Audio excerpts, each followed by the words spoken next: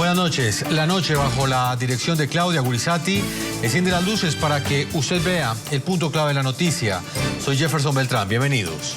La noticia: los interrogantes que quedaron abiertos frente a los hechos que rodearon la masacre de 11 militares que fue ejecutada por el grupo terrorista de las FARC. La indignación y el repudio crecen. Colombia está de luto por los soldados que de manera deliberada y cobarde fueron asesinados mientras se resguardaban de la lluvia en un polideportivo. El punto clave de la noticia: con esta acción criminal, las FARC rompen la supuesta tregua unilateral a la que el pasado mes de diciembre se habían comprometido. La rompen sin avisar, lo cual genera desconfianza y aumenta el escepticismo frente a la verdadera voluntad que tiene este grupo terrorista de llegar a un acuerdo de paz en las negociaciones que adelanta con el gobierno del presidente Juan Manuel Santos. Sería muy deseable que en el curso de las próximas rondas de negociaciones el país pueda conocer que se han fijado unos plazos y unos términos para avanzar en ese proceso.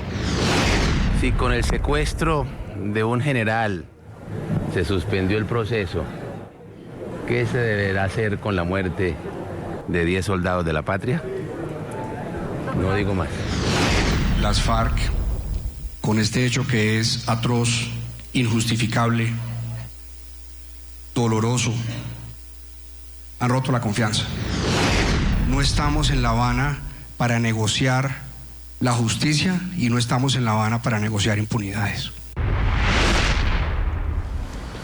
La noticia: el repudio generalizado que despertó el ataque contra las Fuerzas Armadas llevó al presidente Juan Manuel Santos a reanudar los bombardeos que desde hace un mes había suspendido contra las FARC. El punto clave de esa noticia: pese al respaldo general que recibió esta decisión, distintos sectores cuestionaron que a los soldados no se les hubiera entregado apoyo aéreo en la noche del ataque.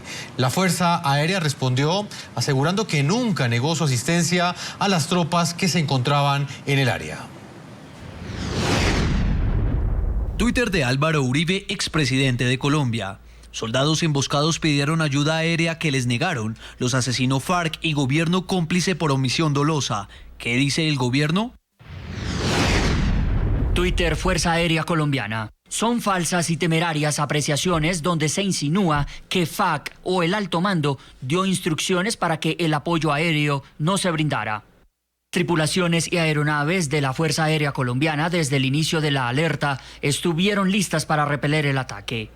Por condiciones meteorológicas adversas, FARC solo logró entrar al lugar horas después cuando las condiciones climáticas lo permitieron. La noticia: los aterradores y escalofriantes testimonios de los sobrevivientes de la masacre. Explosiones, balas y gritos y llantos de soldados pidiendo auxilio en medio de la oscuridad fueron la antesala de una tragedia que hoy conmueve a Colombia y que tiene el proceso de paz que defiende el gobierno colombiano en uno de sus peores momentos. Este fue el lugar donde 11 soldados fueron asesinados de forma sanguinaria por el grupo terrorista de las FARC. Es el escenario donde de forma inmisericordia a la medianoche y en medio de la lluvia, un comando armado de la organización criminal atacó a un grupo de militares que cumplían con su deber, proteger a la población civil. Cuando no, ya se sintió fue que todo caía al zinc, uno abría la ventana y bajaban las balas rojas. La verdad fue un momento muy complicado. Es el polideportivo de la vereda La Esperanza, en el municipio de Buenos Aires, en el departamento del Cauca. En el lugar todavía se observan las huellas de terror producto de la incursión armada. Muy aterrados. Ya. Muy difíciles. Bombas y bombas. Terror. Este es el lugar exacto desde donde el grupo terrorista de las FARC disparó. Es la perspectiva que tenían del polideportivo cuando aprovecharon la fuerte lluvia y la oscuridad para atacar a los uniformados, quienes confiados se resguardaban del agua. El primer informe oficial de la Fiscalía General de Colombia indica que se trató de una emboscada planeada. El máximo ente acusador dijo que los militares no estaban en operaciones ofensivas y que las FARC utilizaron armas no convencionales. Es importante anotar que el ataque se trató de una emboscada a altas horas de la noche cuando los miembros del Ejército Nacional se encontraban descansando. El comandante del ejército, el general Jaime Lasprilla, coincidió con el fiscal Montealegre al decir que el ataque fue premeditado. Consideramos un hecho violatorio de esos compromisos frente a la mano tendida del señor presidente de la República y la confianza del pueblo colombiano. Quienes viven cerca al polideportivo aún no salen del asombro. Sus testimonios sobre cómo lograron esconderse de las balas son aterradores. Yo sí, la primera que escuché, lo que hizo fue que me tiré de la cama, cogí todos mis hijos y los arrinconé en una sola habitación. Nos pusimos a orar. La columna móvil Miller Perdomo, quien fue responsabilizada por la emboscada y opera en el Cauca y en el sur del Valle del Cauca, responde a órdenes de Pablo Catatumbo y alias Pacho Chino, negociadores que están sentados en la mesa de diálogo en Cuba. Catatumbo se pronunció desde Cuba asegurando que estos hechos podrían volverse a repetir. Sin embargo, no dejó claro si sabía con anterioridad del ataque. Si esta situación persiste, se van a producir más enfrentamientos y eso se va a volver a repetir. La solución no es reanudar los bombardeos, por favor.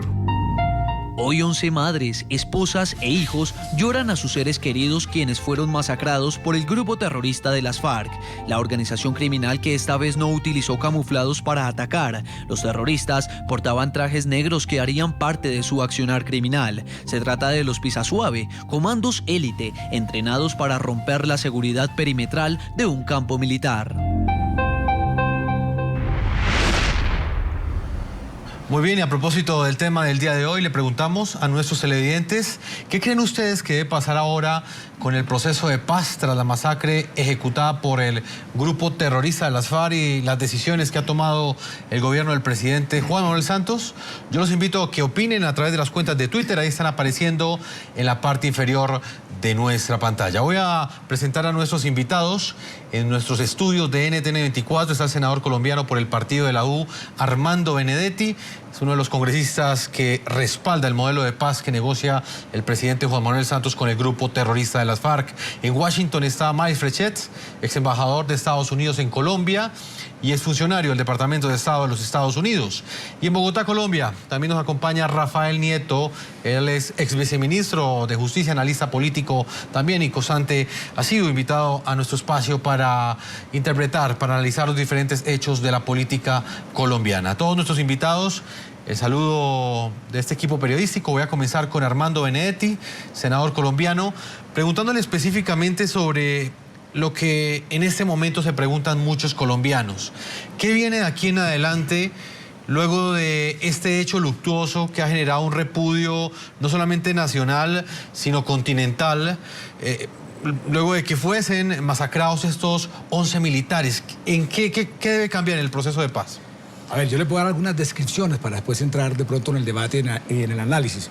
Primero, pues que se ha perdido la confianza en la FARC, que ese diálogo sinuoso que él tiene ha hecho que pierda las mayorías o el apoyo aquí en este país e internacionalmente, como usted ahorita lo decía.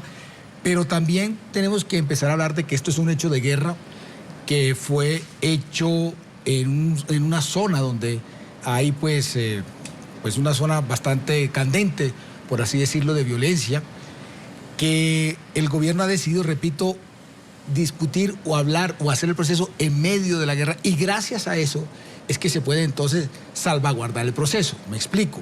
Una tregua, a mí porque nunca me ha gustado la tregua, ni unilateral ni bilateral, porque entonces usted y yo nos las pasaríamos en todos los programas de la noche verificando si se cumplió o no la tregua o quién la incumplió. Lo importante es el proceso de paz que está allá en La Habana. Lo importante es que gracias a que se decidió, repito, porque hay que repetirlo varias veces, a discutir el proceso de paz en medio del conflicto, es lo que ha salvaguardado esto.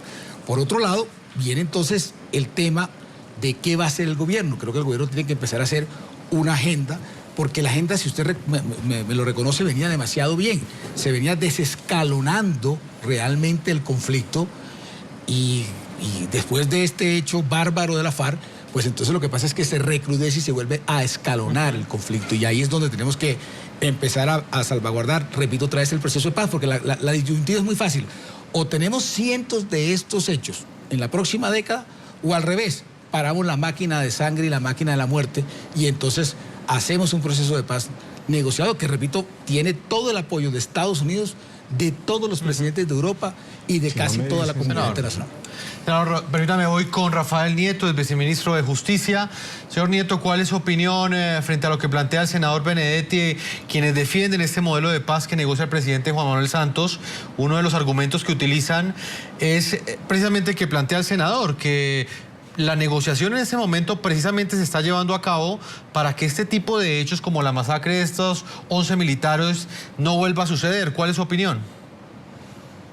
Pues evidentemente ese tiene que ser el propósito del proceso de paz, lo que no resuelve en todo caso el problema frente al cual nos enfrentamos.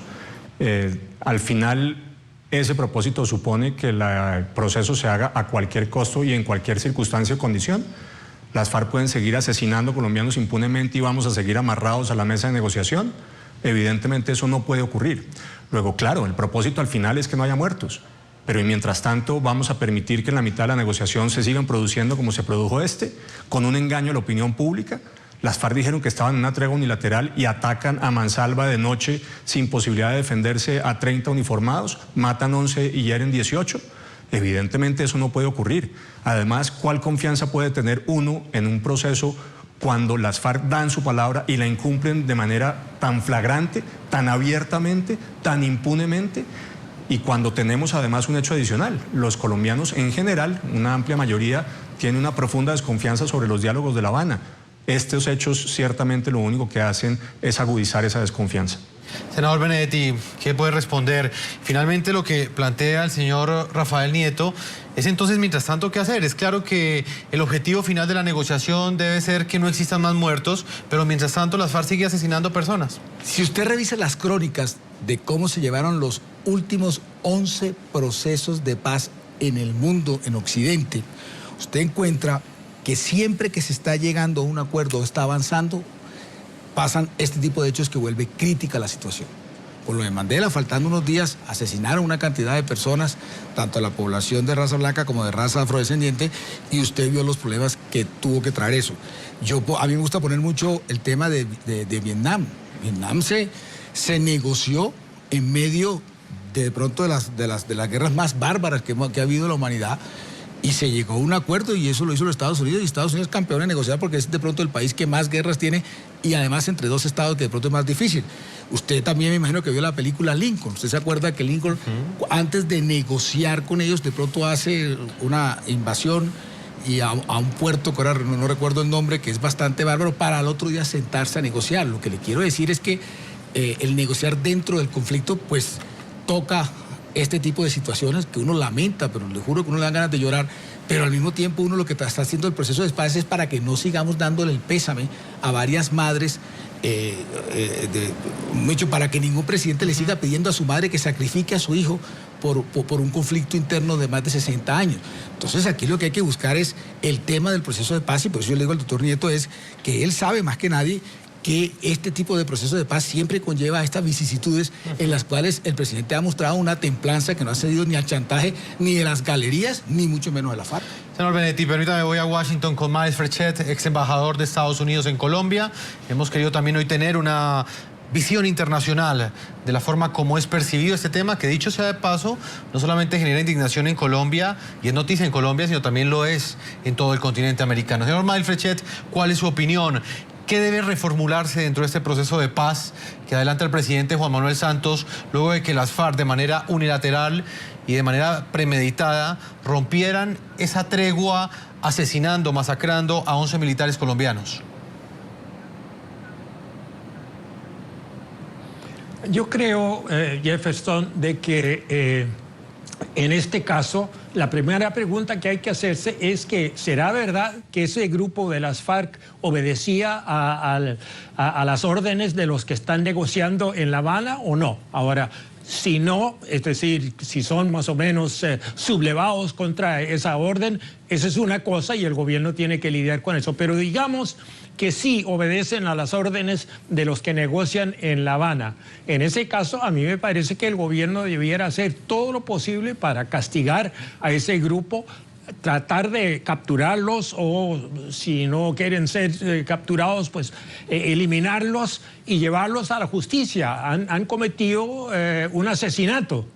Pero no me parece en este momento que la solución sea simplemente de romper el diálogo. Ahora, si se sigue repitiendo esta cosa, entonces es otra cosa y el gobierno tendría que considerar que toda la negociación no ha llevado a nada y volver a cero.